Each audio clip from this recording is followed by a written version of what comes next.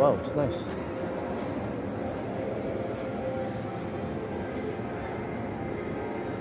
Guys, galing. Kaya. Yan, ito pong siksayat. Yan, taas na yan. Ayan, yan ang metro. Siyempre, no? Yan. Yan ang metro ng Dubai. So kasi yan ang atrium. Yan, no?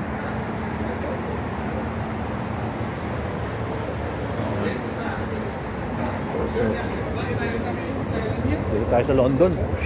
Ito famous sa London to eh. Telephone booth na to na red telephone booth. As you can see, pumasok ka dito, picture ka, parang nasa London na rin. Yan na.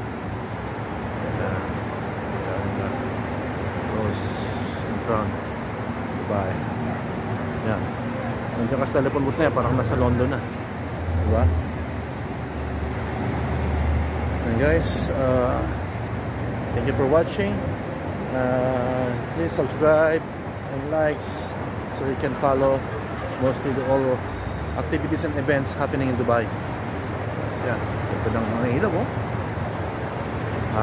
Mag-a-add tayo ng konti.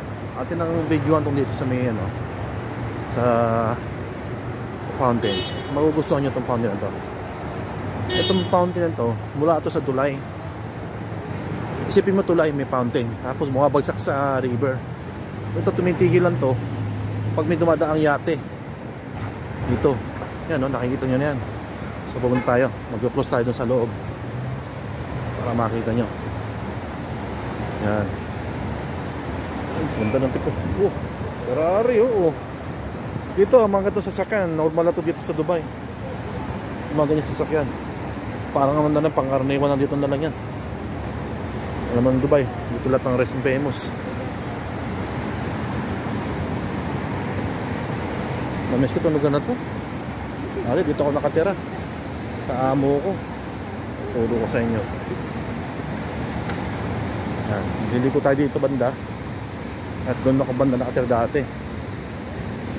Yung building na yan, na condominium na yan, mataas na yan. Yan. Oh, yan dati. 18 months ako dyan, 1.5 years. Ngayon, na-move on ako para sa bagong yugto ng buhay naman. Nagsawa na lang ako, nag-resign ako sa kanila. Ayaw ko paalisin. Ano sila na, nagustuhan na lang yung trabaho ko na rin. Yan. So you can see, tabi tayo sa tabi mo sa tayo na, sa ilog mo. Yan.